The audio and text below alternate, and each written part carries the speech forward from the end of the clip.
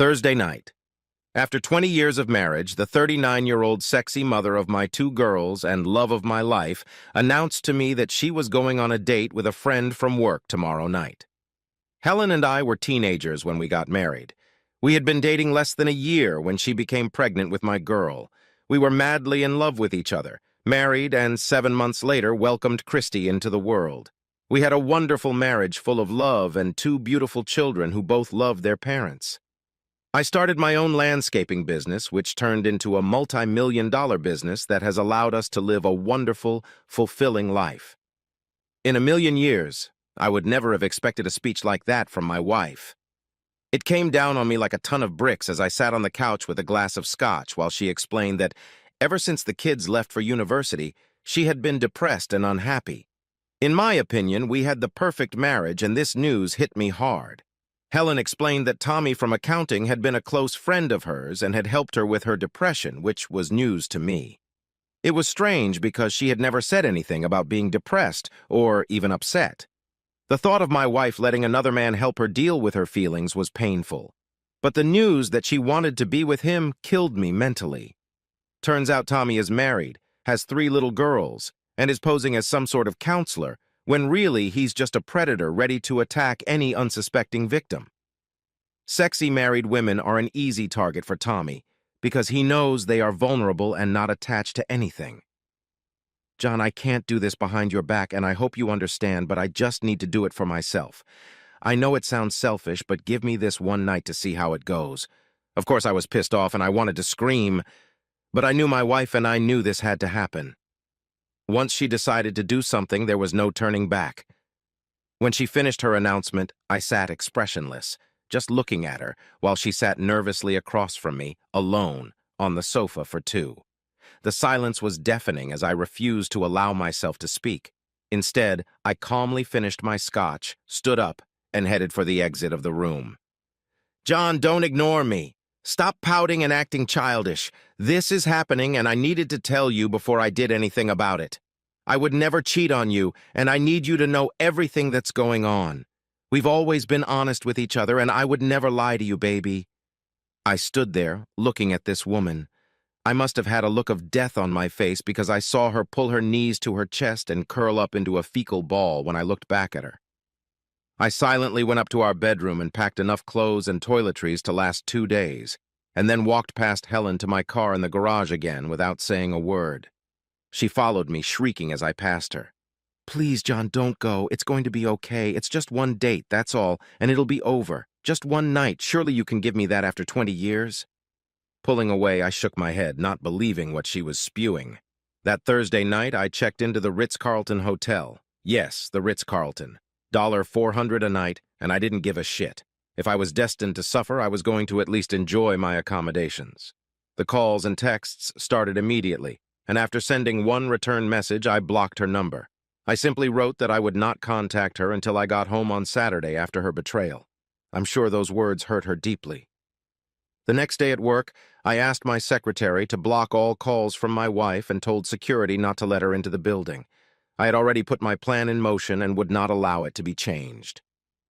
I am John Casey, a man of action. At work and among my friends, I am known as a responsible person, someone who follows through. People know that I do what I say I'm going to do and look up to me as a leader. At home, I would be the obedient, laid-back guy, eager to please and get rid of my macho alter ego. This worked for the past 20 years. However, it seems I miscalculated the effect. Looking back, I realized that I should have been more demanding and nonchalant in my family life, but I loved my wife and made her a queen. I remember reading and chuckling at this quote once, but I can't laugh now. Treat her like a queen, and she will treat you like a servant. Those words became my reality, but I wouldn't let that happen. On Friday morning, I called my brother, who is a detective in Miami, and asked him for some help. I explained what I needed, and he dialed the number of one of his colleagues, Peter Clift, a private investigator. Peter, this is Sergeant Davis. How you doing, my friend? Listen, we're on the phone with my brother, and he needs your help tonight. I'm asking a favor, and I need you to send one of your men to follow his wife tonight. Yeah, tonight. We need to see who she's with, and get me as much information on this guy as you can by Saturday morning. I want you to run his numbers and give me his home address and phone number and text it to me tonight. We'd like to get some pictures of this couple. You know what we need? It could be tomorrow, but tonight, we just need information on this man. Davis, this is an urgent notice, but I owe you big time, so I'll do it. You need the perp's phone number and address tonight and as soon as possible, and the rest of the photos and stuff we'll dig up tomorrow. What are you letting me work with? Yeah, that's what we need right now. I'll send the wife's address, what time she's leaving, and the name of her beau. I'm told he works with her at Brokers Unlimited, and his name is Tommy, so that shouldn't be too hard for you, my friend. His wife gets home at 5 p.m., but we don't know what time the date starts, so you'll need a man to leave the house before 5 p.m. to follow his wife when he picks her up. That's all we need. Send me the wife's address, and I'll take care of that for you, my friend. John listened to the conversation with great attention and smiled as his brother disconnected. His plan was coming to fruition, and he was going to shock his unsuspecting, cheating wife. John's plan required immediate action as time was running out. So during the cheating couple's dinner, John was also going to visit Tommy's wife and explain what was going on and where their spouses were at that moment. The next call was to one of his longtime friends, Joe, and he asked him for the number of the escort service he was using. Joe was going through a hard divorce and never intended to marry again. He took care of his sexual needs with the help of an escort, and now John finally understood why. No cheating, just sex, and probably a lot cheaper than having a cheating wife. The call went well, and he was able to arrange a night out with a young, sexy blonde. He offered an additional tip of $1,000 because of the unusual circumstances. John explained that he wanted an experience with the girl and that he was going through a breakup. Girlfriend experience is a recharge when a girl treats you like she's been your loving friend since the moment you met. He explained that there will be no trouble, but the girl needs to understand the situation in case a wife shows up.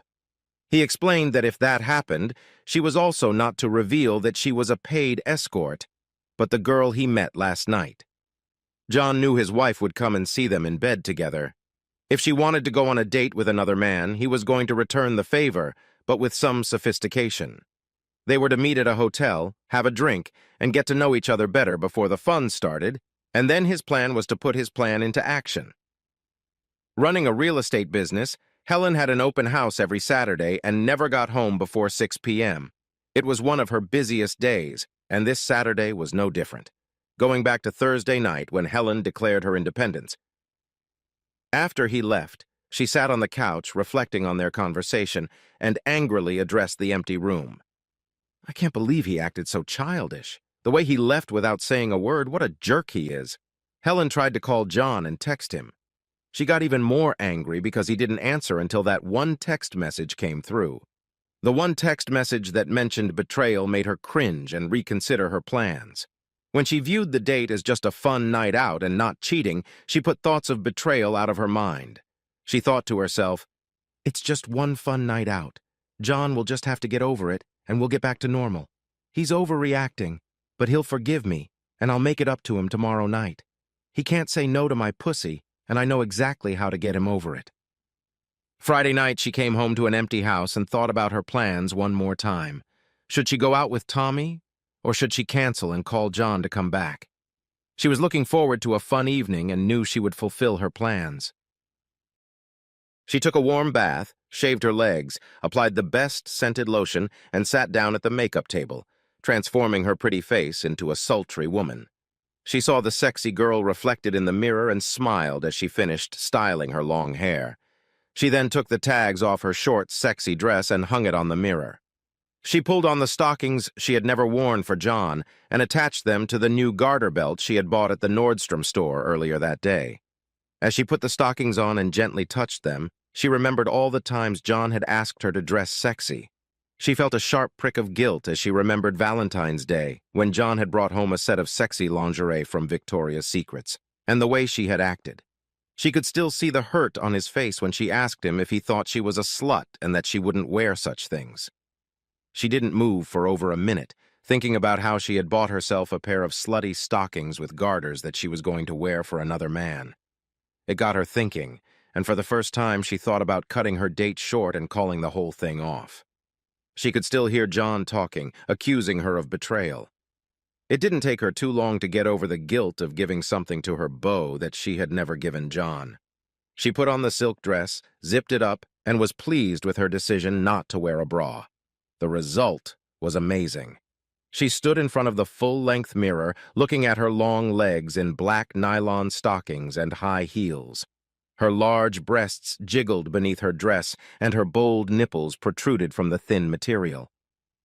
"Oh my God, I look like a little slut, but this is so much fun. I can't wait to see Tommy's face when he sees me, but I should make it clear that there will be no sex tonight, just dinner and dancing." She tried to convince herself that it was just a date and nothing more, but deep down she knew she had urges she needed to control. The excitement of her upcoming date with Tommy was all she had been thinking about for the past month, and it was going to happen tonight. She was going to have fun despite her husband's childish behavior. Helen knew John would understand and let her have fun because he always let her do as she wanted. She loved him for that. It was then that the last phone call from John came in. John decided to give Helen one more chance to stop this rushing train and save their marriage. It was hard for John to suppress his pride and make this call. But his love for Helen was still deep, and he would take her back if she would stop it. He planned to compromise his dignity, humiliate himself, and beg her to change her mind and not go on this date. Helen felt nervous and guilty when she saw John calling. She had seen how sexy she looked in the mirror and knew her thoughts were far from honorable, but she really needed to hear from John and make him understand and accept her decision. "John, thank you for calling me. I miss you so much and love you so much. When are you coming home, baby?" "Hi, Helen. I love you too, and that's why I decided to call you. I miss you so much, and my heart is breaking for you because of what you said you wanted to do. I'm begging you not to go on this date. Please just stay home and I'll come and do whatever you want. I swear I'll make you happy and be the kind of man you want me to be. If I'm not doing something, I can fix it, and I just want to be with you. Could you please cancel this date for us and save our marriage? Please, Helen." She heard the break in his voice, and she felt sorry for John. It sounded weak and pathetic. Her big, strong man was crying and begging her to stop, which gave her an unwarranted sense of power. She knew he loved her and that John would forgive her if he understood her feelings. Their history together, along with their children and his love, was too strong, and she knew they would be together forever. "Oh, John, I love you so much, and I can't wait to spend the rest of our lives together. I need to do this tonight, and it has nothing to do with our love for each other. This is just one night for me to go out and do something stupid. Please understand and give me this once, and I promise I will be yours again forever. I know you're hurting, and I'm sorry for that, but you're making a lot more out of this than it is. I'm just having dinner and a few drinks with a friend, that's all. Nothing is going to happen, and tonight I'll be home and I'll be yours forever. I know you'll realize that when it's over. Tomorrow we'll talk and you can have me back as your wife. I love you, John, but I have to go," she said with tears in her eyes. She wanted to hang up, but heard her husband's pleading voice as she ended the call. She wiped her eyes, trying not to ruin her makeup, looked at herself in the mirror, and turned to her reflection. "I'm sure he thinks I'm being a bitch about this, but John, I'm sorry. I have to do this for me. Please don't be angry." She fixed her hair, tweaked her lips, spritzed on some perfume, and tried to put John out of her mind. Back in his hotel room, John heard the call end and just stared at his phone. John wiped his eyes and felt the anger boiling up inside again. He had just begged his wife not to go on this date, and she had basically told him that this was happening, and that tomorrow everything would be fine and he would be an understanding husband. A sense of grief overwhelmed him as he realized in that moment that he had lost her, the only woman he had loved and been close to for the past 20 years. Peter, a private investigator, was in his white van across the street from their home shortly before 5 p.m. and watched Helen pull into the garage. An hour later, he watched a car pull into the driveway. Peter wrote down the license plate number, made a few calls, and 10 minutes later was sending Davis and John the requested information. The home phone number and address appeared on Davis and John's phones before the couple even went out. When Tommy entered the house, he saw the sadness in Helen's eyes. He realized she was having a moment of insecurity and guilt. He had seen it all before, a wife suddenly realizing she was doing something outside the marriage and reconsidering her plans. He knew he had to act quickly, and he knew exactly what to say.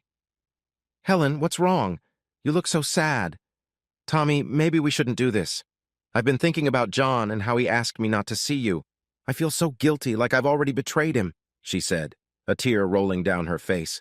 Tommy rushed to the couch, hugged her, and used his experience to solve her problems.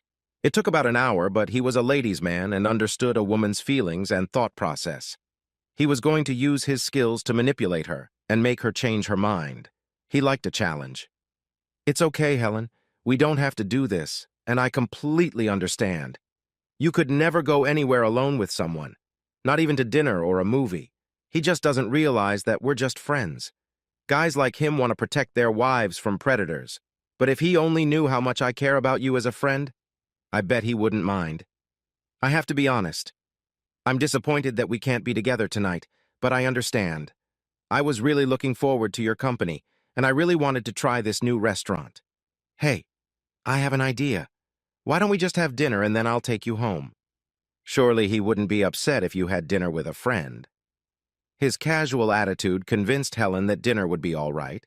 And besides, she was fully dressed and deep down she wanted to anyway. At 7 p.m., Peter watched the couple pull away and head to a downtown restaurant and let Davis and John know where they were. He continued to keep them updated throughout the evening. Photos were easy to take, and Peter spent the next 4 hours photographing the two of them at dinner. They held hands as they entered the dance club, dancing together, kissing and acting like a couple in love. He also took some videos of them slow dancing while Tommy strokes her butt, caresses her breasts, and kisses her on the dance floor. Peter sent all the photos and videos before sunrise the next morning. At 8 p.m. sharp, John called Helen's father, Brian. They had been close friends and golf buddies for years and gave him the bad news. "Hi, Brian. It's John." "Hi, John. Are we still playing golf on Sunday?" "I'm not sure, but I have some bad news. Right now, your daughter is on a date with a man from work. I thought everything was fine in our relationship, but she explained that she needs more and she's dating this guy. You know I love you and Maggie, but I'm not going to put up with this, and I consider our marriage over. She violated our prenup, and I will not forgive her for that betrayal. I just want you to know the reason for the events that will happen. I'm sorry it has to end this way." "John, are you saying that she's going to go out with another guy? Are you sure? That doesn't sound like my girl." "Brian, I've got a private investigator watching them right now at dinner. While we're talking, she's out with that bastard. At this very moment, she is betraying me, our marriage, and our children. I'm sorry. This is hard for me, but I respect you and wanted you to know the truth. John, I'm so sorry. Please don't do anything crazy. I know she loves you, and maybe you two can work it out. I'm sorry, Brian. I'm done. I'll call you soon. Let's reschedule for next Sunday. Sounds like it's going to be a terrible weekend." After getting the crook's address from the private investigator, John drove 20 minutes to Tommy's house to meet Stella, his wife. She looked confused when John asked her if she was Mrs. Brooks, Tommy's wife. The 30-year-old mother of three opened the door wearing tight jeans and a lacy top showing off a marvelous pair of breasts. John forced himself to look her in the eye after she opened the door and avoid any embarrassment. "Are you Mrs. Brooks, Tommy's wife?" "Yes. Is he all right?" "Oh, he's in good hands, believe me. He works with my wife. May I come in for a minute?" They sat in the living room while John broke the news. "Mrs. Brooks, I'm sorry to tell you this, but at this very moment your loving husband, Tommy, and my soon-to-be ex-wife are on a date. Yes, my lovely wife explained to me just yesterday that she needed to spread her wings and that your wonderful husband had been so kind to her that she wanted to repay him for his kindness. Are you sure this is the right man? My Tommy plays cards Friday night." "Mrs. Brooks, I wouldn't be here if I wasn't sure.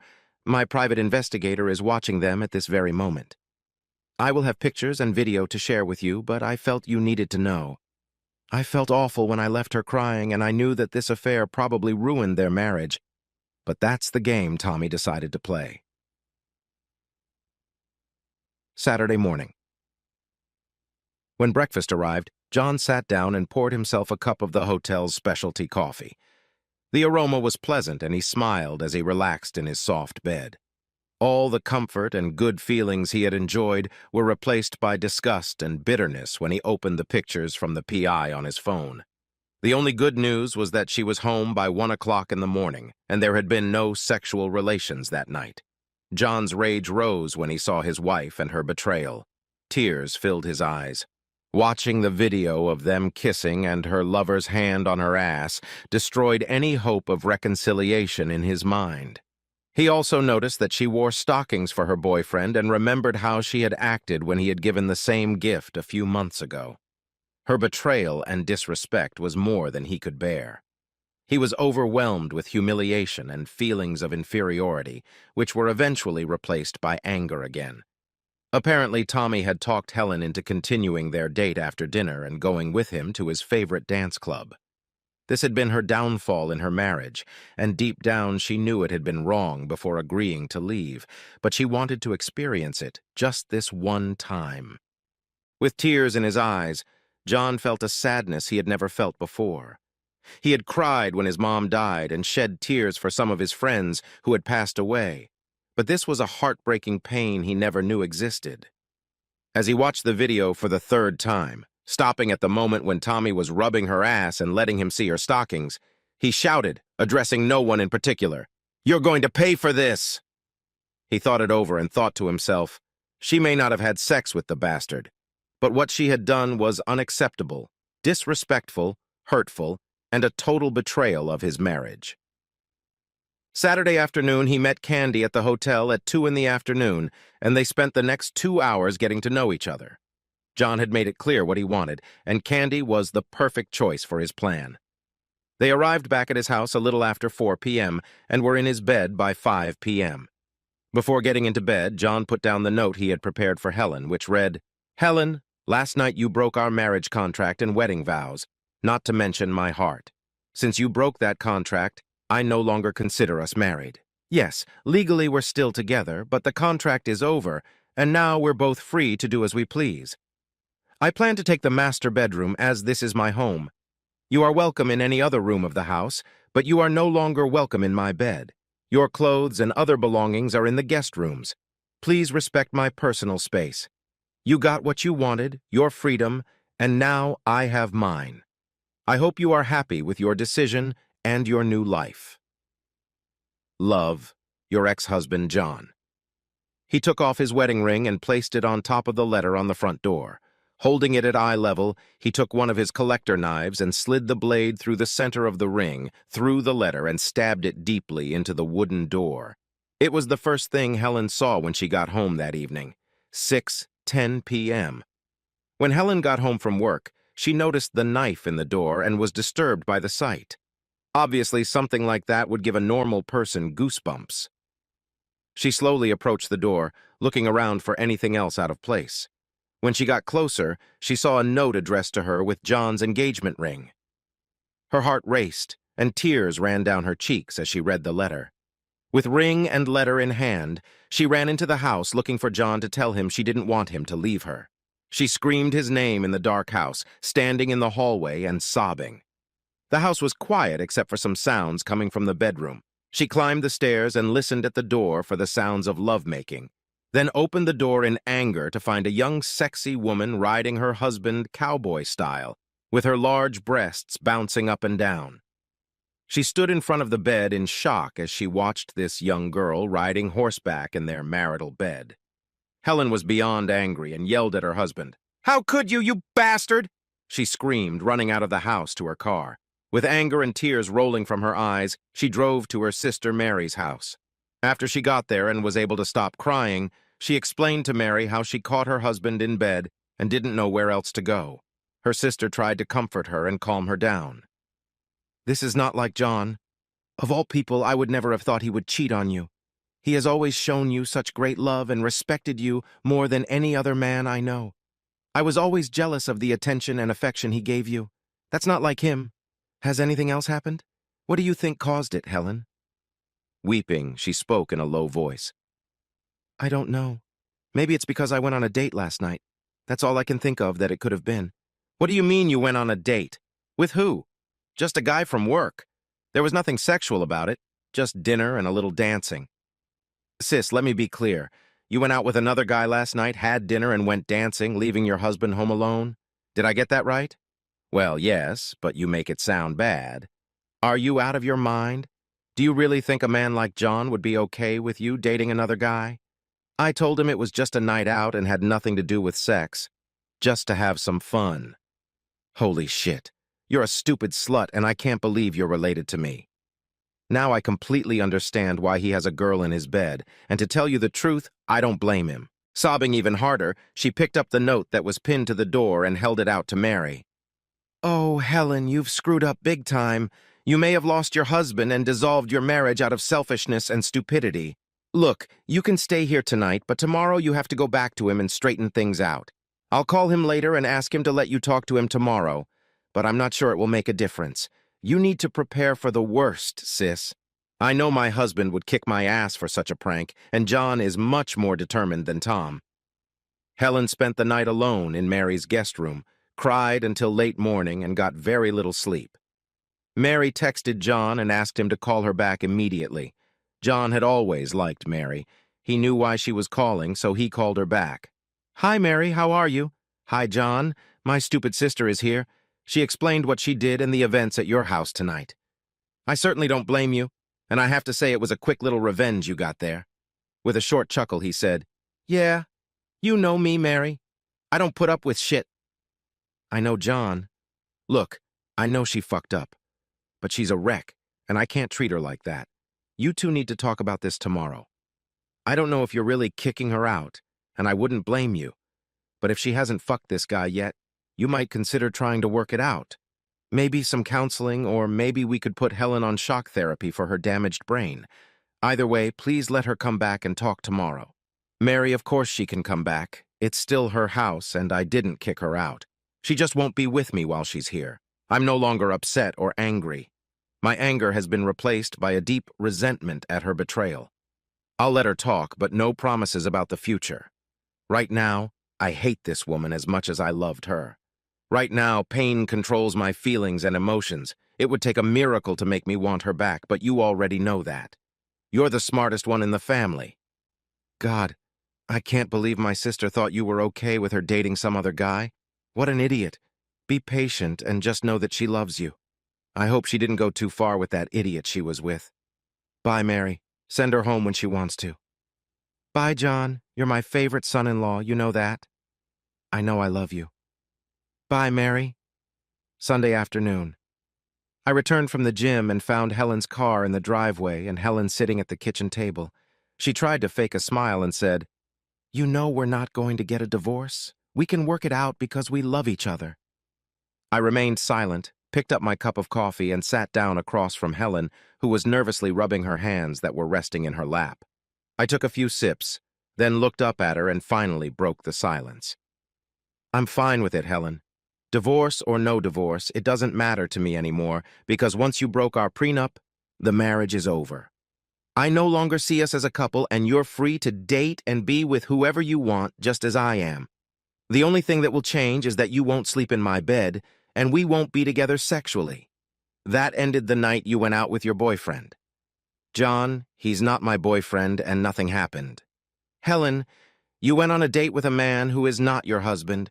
You dressed like a whore, went to dinner, held hands, let him rub your ass and breasts, kissed him, and spent time with him together. See, that's the problem. To you, what you did was nothing, but to me it was everything. That's what ended our marriage. So you win. No divorce, if that's what you want. No, I don't want a divorce. Give us time and I'll be back in your bed. So are you done fucking that little slut you were with? I'm not putting up with this. I started laughing out loud and said, Now that's funny. You broke our prenup, not me. You dumped me the minute you agreed to go out with your boyfriend. You set me free the minute you got in his car and left your marriage behind. I'm not going to stop spending time with Candy. She's young and sexy and cute and fun, and she's a terrific lover. Honestly, it was by far the best sex I've ever had. We did things you never offered me, and now I know what I was missing. Why on earth would I turn that down? I'm not sure if you don't already know this, Helen, but last night, while you were out with your boyfriend, I paid a visit to his lovely wife, Stella. Did you know they have 3 beautiful children? Never mind. I'm sure you didn't even think about it while you were out with your lover. Anyway, she told me something interesting about Mr. Nice Guy. Did you know that you're the third woman Stella has caught him with in the last year? She also told me that Jessica Wilson from your office was the last wife he cheated with and caused her divorce. Your boy Tommy has a rich history, but Stella told me he's done. She said she finally realized that once a cheater is a cheater forever. I think you fall into that category now. I think you could have found a better lover to cheat on me, but I'm not a cheater and I don't know. Sounds like you and Tommy managed to break up 2 families with 5 kids. Great job. This shocked her, and I could see her realize that the guy she decided to risk her marriage with was just another male dog looking for sex. She was angry at herself for her stupidity, and the news that Tommy had destroyed other families horrified her. She had such anger inside her that she lost control and yelled at her husband. "John, he's not my boyfriend, and you have to stop saying that. I can't believe you went to her house and told her he was cheating on her. Oh my God, it was just dinner. You're really cruel and hurtful. What about you? Having another woman in my house is inexcusable. This has got to stop. It was just dinner. Have you forgotten about the dirty dancing, kissing, and caressing at the club? I have promised Stella copies of all the photos and videotapes that she can use when Tommy tries to explain that it was just dinner like you did to me. I realize that in your opinion that is not cheating, but to the rest of the normal world that is the definition of cheating. Giving yourself to someone outside of your marriage is betrayal. When are you going to get that into your stupid head? So you think I'm cruel and hurtful? I'm curious. How do you define what you've been doing? Loving and caring. No, I'm not giving up my time with Candy, and if you can't handle that, you don't have to be here. No, John. I want you to stop seeing her and be with me. I won't see anyone else, I promise. You promise? Oh, you promise, I understand. It's funny. You promised to be my wife, forsaking all others, and that promise turned out to be unfulfilled, didn't it? Now, Helen, as far as I'm concerned, if you don't like our arrangement, you're free to leave or divorce. Maybe you can move in with your lover because he'll need a new place to live too. As far as I'm concerned, you two deserve each other. Well, you could stay here or maybe move in with your sister Mary. I'm sure she'd be thrilled to have you living there. You'd be a great role model for her girls. John, are you going to stop seeing that whore? Don't you love me? Don't you want to get back together and be with me? Helen, it's too late for that. The moment you told me you wanted to be with another man, you killed me. Do I love you? I'm full of love, but I don't trust many people. I'm not sure if I could ever trust and love someone who could leave me so easily. No real man would ever let his wife be with another man, but you went and did just that. You announced to me that you wanted to be with a man outside of our marriage and that you were going to do it no matter what I said. Now that you've betrayed our marriage, you're going to have to come to terms with my desires as well. And right now I want to be with Candy, a young, sexy girl who does things for me that I never even dreamed of. I guess seeing me happy with another woman isn't very satisfying, is it? Well, now you know some of my pain, and now you'll reap what you sow. Payback is a bitch, but a damn bad one. Furthermore, as far as divorce goes, that's your business. We can stay together as housemates and see how things go. Or you can just give me the okay and I'll have the divorce papers ready in a week. Your words, sweetheart, have no meaning to me, I said in an authoritative tone. She knew how serious I was, and she wasn't going to challenge me at that point. For the next month, I brought Candy home and put her in my bed every weekend. We slept together several times a day, and it was exciting. She made me feel good about myself and helped me regain the confidence I had lost because of Helen's betrayal. Helen hated the weekend and begged me to stop going out with Candy, but I kept having fun. Helen left as soon as Candy and I got home Saturday night, and she didn't come back until Candy left. I made arrangements with Helen to text her after Candy left. I had to admit that I enjoyed the sex as well as the pain Helen was feeling, but guilt crept back into my soul. The following week, after realizing that it was just sex with Candy, albeit great sex, I realized that there was no real intimacy, and the money I was paying was becoming too expensive. After Helen returned on Sunday night, I announced that I would not be seeing Candy for a while and said I was going to look for another girl to be with. Helen begged me to take her back and stop seeing other women. She said she knew she had made a mistake and didn't want anyone else in her life but me. John, you've punished me enough. Every week I had to see this girl come into my house and stay with the only man I love. The pain is too much, and I can't bear to watch you with another woman. Please give me a chance. I know I can't compete with a girl like this, but I can give you love and what no one else can." Her comment caught me off guard. Love? Do you even know what that is, Helen? Love doesn't mean turning your back on your spouse to announce that you're going to date other men. No, I don't think you know what love really is, and so there's no way to give away what you don't have. But I'll tell you what I will do. I won't date anyone until we have counseling. If we can work things out, then maybe we can have a future together. She jumped off the couch, hugged me, and kissed every part of my face and finally my lips. "Oh, thank you, baby. I promise I'll make it up to you." "Not so fast. I'm not forgiving you for what you did. I'm just giving us one last chance before I get rid of your cheating ass." "John, don't say that. You love me, and I know we'll always be together." "Can I sleep with you tonight, please?" she asked, kissing me. "No, not yet. I can still see images of you with that guy in my head. The image of you kissing another man and letting him touch the parts of you that rightfully belong to me still haunts me every minute of the day.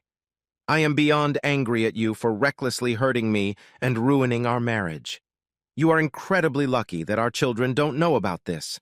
Otherwise, I wonder what they would think of their whore mother. You can tell I'm still angry about what you did. Let's take our time and see how it goes with counseling. I made an appointment with Dr. Madison for that Tuesday and began the exciting journey of reliving the event, pain and agony twice a week for the next 3 months. It was the same therapeutic crap you read about in any other story, and just as painful. I had to relive the affair and then listen to all the psychotic chatter for hours on end. Life would have been so much easier if only she had stayed true to our vows, but I think that was too much to ask. After 3 months of twice-a-week counseling, we got it sorted out. Helen saw how much pain she had caused and understood my reaction. She complained that my revenge sex was much worse, but I explained that she had broken our contract and gave me a free pass the moment she agreed to go out with another man. She eventually understood, but still wasn't happy. The counselor, however, gave me a lot of grief about my revenge, but I really didn't care. I would do it again without a second thought. I let her back in with a post-nuptial agreement where she gives up everything for any extramarital affair. She agreed to a GPS tracker on her phone, access to her email and text messages, and complete honesty with no cheating. I explained that there would be a zero-tolerance policy in our home, and I would kick her out for any type of infidelity, emotional or physical. She told me that she would never allow another man to flirt with her again, and she would remain faithful forever.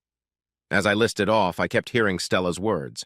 Once a cheater, always a cheater. A year later, we were back to where we were before her antics, but now I watched my spouse much more closely, knowing it could happen again. Her sister Mary and I worked together to make sure Helen didn't lose her way again. Tommy's divorce had come at a high cost. His wife kicked him out, got the house, an allowance for their 3 children, and alimony. Tommy was now living in a studio apartment with no extra money after paying for his infidelity. Ironically, Tommy lost it all for dinner, a few dances, a few booty calls, and a few kisses. What a jerk. Helen was mortified when she learned about Tommy's previous affairs and how he had caused Jennifer's divorce. When she learned that Tommy had cheated on his wife and family with several other women, she realized how her stupidity had nearly ruined her life and her family's love. She would never make such a mistake again and was determined to prove her love to John and the children. True to her word, she stayed true to it. No matter how hard she tried, she couldn't imagine this young girl riding her husband and would never give him the chance to do it again. After all, he belonged to her. Too bad for Tommy, but cheating with a married woman can be an expensive hobby. It could also be painful if he chose the wrong husband. He's lucky John wasn't that kind of man, but if he had gone all the way and screwed his wife, well, it would have ended very differently. The funny thing about unwilling cuckolds is that they never forget and eventually get their revenge. One night, 2 years after he divorced his wife Jennifer from Helen's office, Douglas, the unwilling cuckold, was in the pub parking lot when Tommy was about to get into his car. About an hour later, another pub-goer found Tommy face down, unconscious, on the sidewalk with 2 broken arms, a broken rib, and punctured testicles. Time will tell if Tommy will ever learn his lesson. A wise man once said, "Not one scar on my heart came from an enemy. They came from people who said they loved me.